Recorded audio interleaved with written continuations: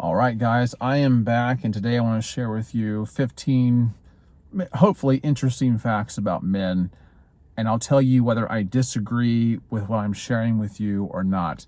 Now, the book that I'm getting this information from was published in 2006. It was Uncle John's Bathroom Reader Extraordinary Book of Facts and Bizarre Information. I'll leave a link for this down below. I love this. I love all their books. But because this was published in 2006 and it is now 2025, I took the time to look up the statistics. I can't hardly say that word, statistics, to see if anything had changed, and some things had, obviously. And I'll give you the updated comparison so that we know. But I thought it'd be fun to talk about this, and I would love to hear your input, your opinion about all of it, and maybe you would like to share some insight about something that wasn't even discussed on here, and we even think about, which would be great to open up a conversation with, and perhaps we could even do a live stream about it. But here are the 15 facts, I guess, a little question mark behind it, about men. All right, here we go. First one, and this is kind of funny to me. Men gamblers bet more money when they bring their wives. So I guess the takeaway from this is, if you're going to go gamble, don't take her. Say, listen, I'm doing this for you, honey. I just don't want to lose more because, you inspired me. You made me believe in myself more than I should have.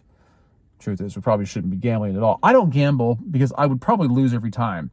Anytime I theoretically gamble, I just voice who I want to see win, whatever, a fight, a game, whatever. I'm never right. I'm terrible at it, so I just never gamble. I will buy scratch-off tickets. I don't do a lot of that, but I have been doing it lately. But no, I don't do more. Well, actually, I don't buy any of them when my wife is around. It wouldn't make any difference. But that's not the point here, I guess. Kind of is, but maybe not. I don't know. It's confusing. Anyway, what do you think? I don't know. All right, number 2. Men without hair on their chests are more likely to get cirrhosis of the liver than men with hair. Now, why would that be? They're not talking about guys who shave their chests, or talking about guys who just naturally don't get a lot of hair. But, when I think of cirrhosis of the liver, I think of something that is related to alcohol, right? So do men who don't have a lot of hair on their chest, do they drink more? And why would they do that? Do they feel a little more insecure? I'm trying to connect the dots. I'm not so sure I'm doing a good job of it, but it does make one think. Do you guys have experience with this? All right. Next one here. 48% of men believe balding has a negative effect on business and social relationships. Okay. Now, really what I need to do is make a separate video about this. After looking up the stats, the numbers are all over the place. Okay? They're all over the place. It really deserves a separate video. But all in all, it still kind of pans out the same. There's a lot of men out there that believe balding has a negative effect socially. My answer to that is always going to be, shave your head if you think you're balding and walk around like a boss. That's what you do. I'm telling you, man, women love bald heads. It looks just, I could go on and on, but I'm just going to tell you, it looks more commanding, more confident, and more clean. All three of those start with a C, right? Commanding, confident, and clean. So you're not losing anything by, other than your hair. You're not really losing anything by having a bald head. You're actually probably going to gain, if you understand what you potentially could have with that. All right. Here it says 85% of obscene phone calls are made by males. Now, why I think this might be a little outdated is for several reasons. One, how many phone calls are people making? All right. A lot of people are making video chats, live chats, what do they call it? FaceTime. I don't do any of that. I do send video text to my brothers, conversations like that, but it's not the same thing. I just, sometimes I think people don't make that many phone calls anymore, but just go try sitting down in a restaurant and see how many people come in and just jabber on their phone incessantly to no end, to the annoyance of everyone else. So maybe they still do, but how many of those are obscene phone calls? I would say the social climate is different than what it used to be. I think that I personally would guess that more women would make obscene phone calls. Not like, hey baby, what are you doing tonight? What are you wearing? Not like that. Not like that. But just offensive. Maybe I'm thinking about all of this wrong. I'm talking about just offensive phone calls, where basically they're launching a verbal assault. Am I wrong about that? Maybe I'm thinking about in terms I shouldn't, but I just don't know that many men who do that, or maybe they just don't tell you that they do. All right. Most common plastic surgery performed on American men is liposuction. Now, I don't know if that's changed, but I did look up how many American men got liposuction in 2024. You know what it was? 21,082. 21,082 American men got liposuction last year. Now, I don't want to be judgmental about this. It said plastic surgery. And it said liposuction. It didn't talk about, it just said the most common plastic surgery that men get on them is liposuction. So, it's better than them becoming feminized and wanting to change certain features of the face, which obviously some men would and do. But I'm not sure what this says. Maybe these are particularly obese men that really need the help. And maybe they need it quicker to find themselves in a healthy situation. Maybe it's dire. I don't know. I would say that most situations probably don't warrant that. I would say that exercising and fasting would be a better alternative. That also requires discipline. But that's not to say that that really describes these men. They could be having a crisis that's much different than what I've even been exposed to. All right. So this other one here, and this might be a little outdated too. It says, if a man's tie is too tight, his vision gets worse. Why I say it might be outdated is because I really don't see that many men wear ties.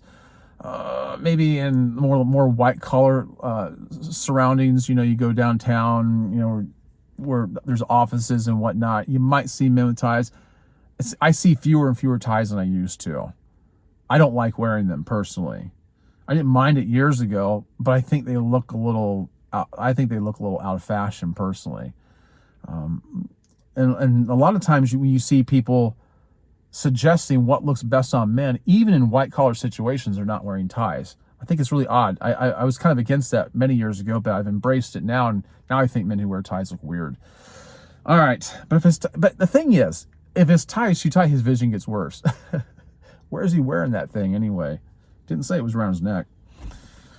All right, if the average male never shaved, his beard would be 13 feet long the day he dies. See, I don't know about this one.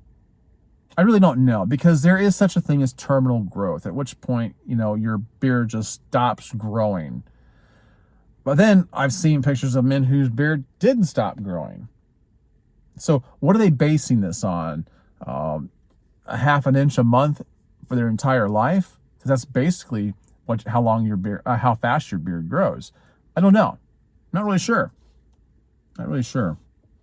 And most time you talk to guys who have really long beards, and I'm talking about like down to their navel, whatever. These guys are growing their beard for like 3-4 years.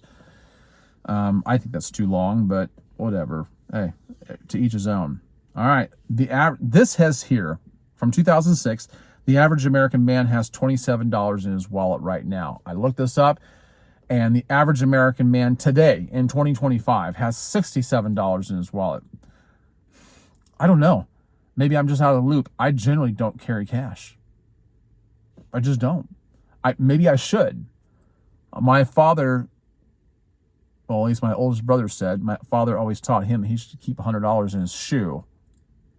No, I'm going to forget that it's there and then kick my shoes off somewhere. It's going to fall out. I'm not even going to know. Me being who I am, I'll probably just be giving $100 away to somebody. But no, I don't carry cash. And if, do you carry on the average about $67? All right, maybe the inflation, maybe it has gone down, back down to 27. Well, no, inflation's actually down. What am I saying? I'm just making stupid remarks at this point. All right, next one. 43% of single American men say they didn't go on a date in 2001. So I looked this up, and this was very difficult to nail down. This is another topic that actually deserves a separate video. I found a lot of information on this. You see, the way people date now is far different than they did back then. And there are so many factors that come into play now that weren't even thought of back in that time. Okay? So I would say, just in a nutshell, people in general who are in a position to date and desire to do so are far more miserable than they ever have been before. That's it right there. And dating doesn't, I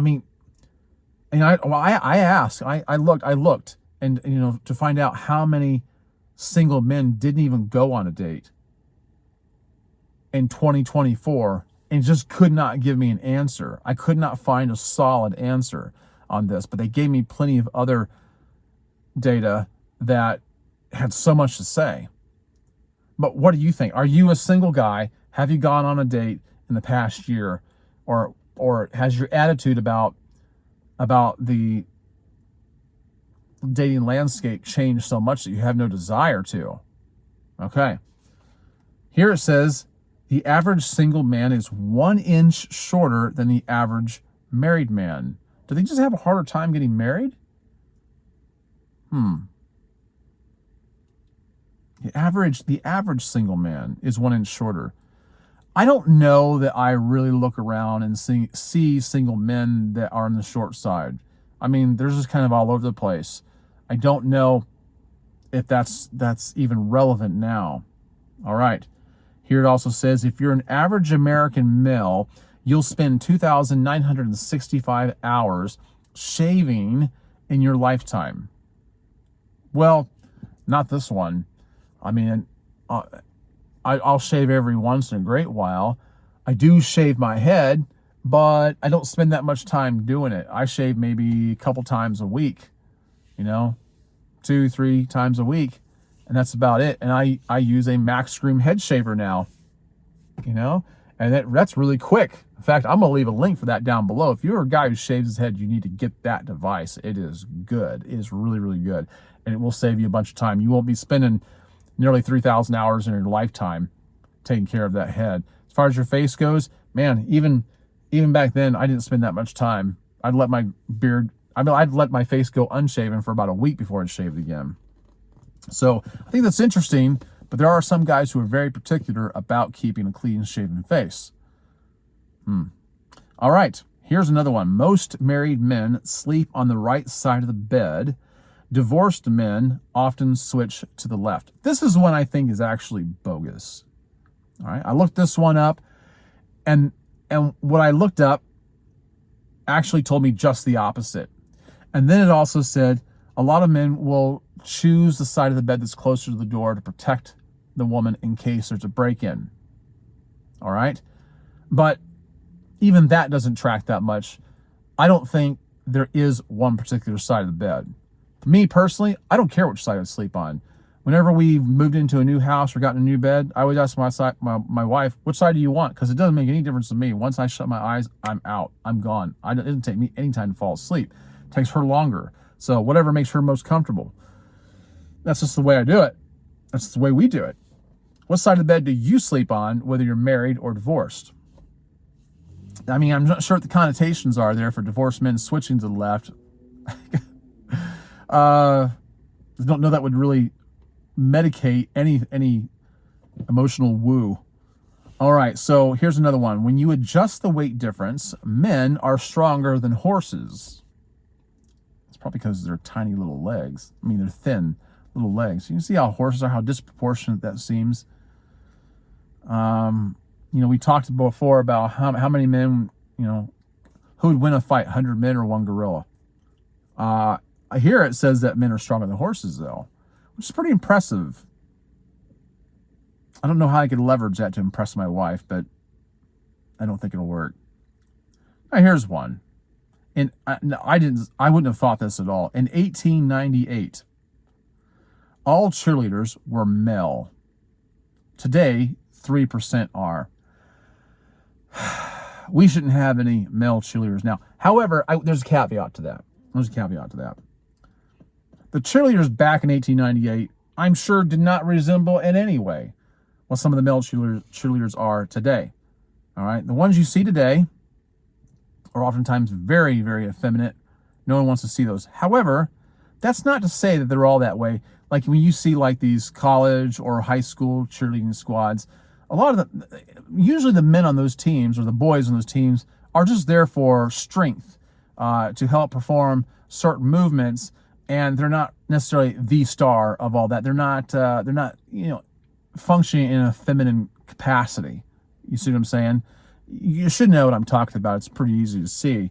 But this was back in 2006. This is one I did not look up a current stat on.